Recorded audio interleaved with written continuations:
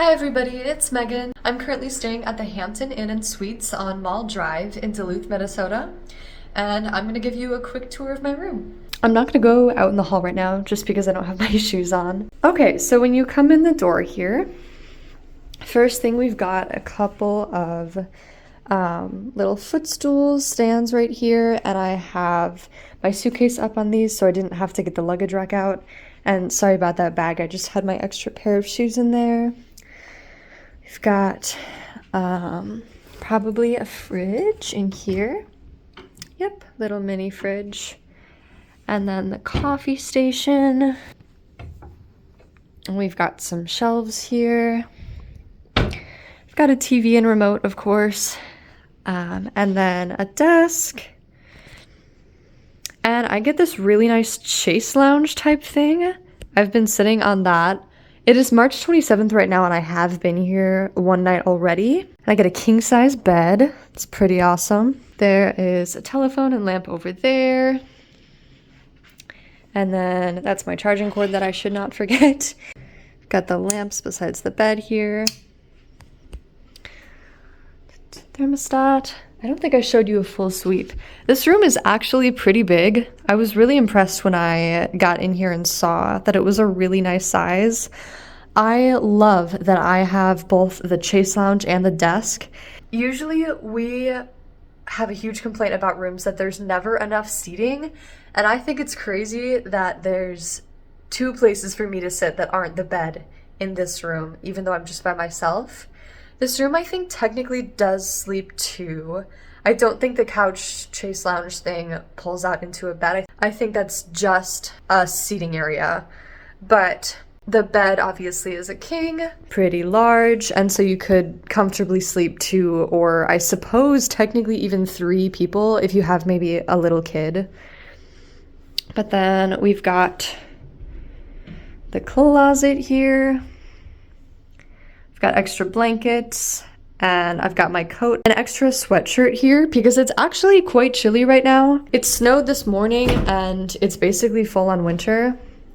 Then we've got the bathroom.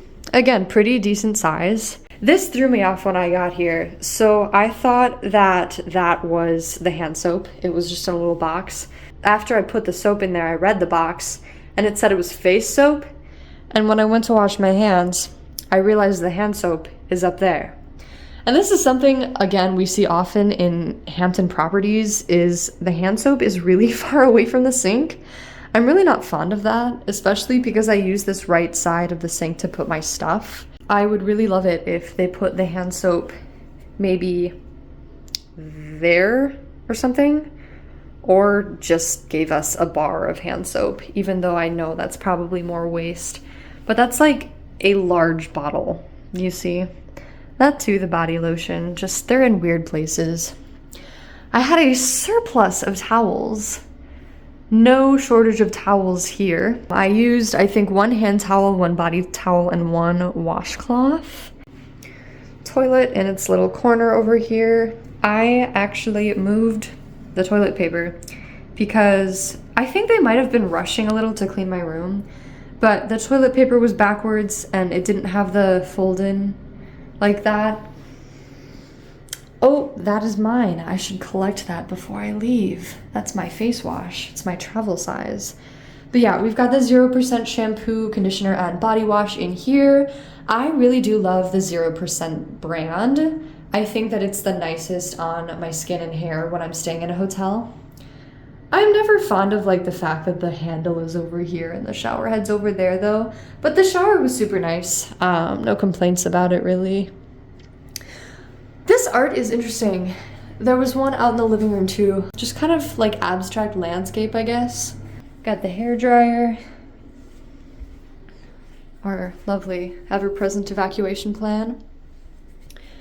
I chose not to put the do not disturb out on my door last night while I was sleeping. It did actually become a problem today because I forgot to put it out when I was in the room like mid-afternoon and housekeeping did come knocking. But I will talk more about that in this video I'm gonna make about safety tips for women. This hotel does have a pool and I believe it also has a fitness center.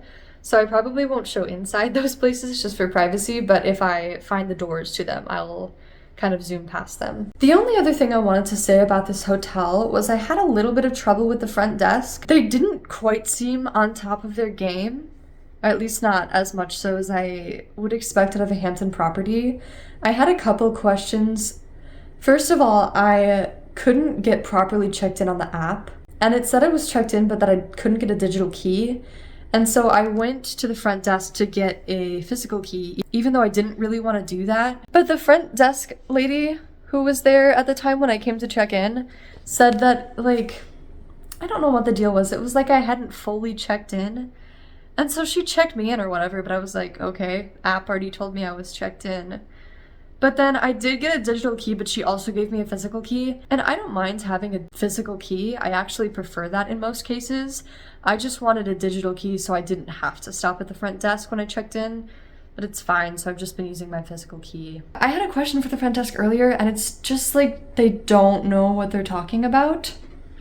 So I don't know what's going on there. It was the same lady as last night too who checked me in. Pretty nice Hampton overall, I would say. Not many complaints other than the front desk staff, I guess. But yeah, this has been a good stay. Okay, so the lobby's that away. It is kind of busy. There aren't people at the front desk right now, but there are a lot of guests. We do have some public restrooms over here. I hope you can hear me over the ice machine. More of that kind of abstract art. There's a meeting room.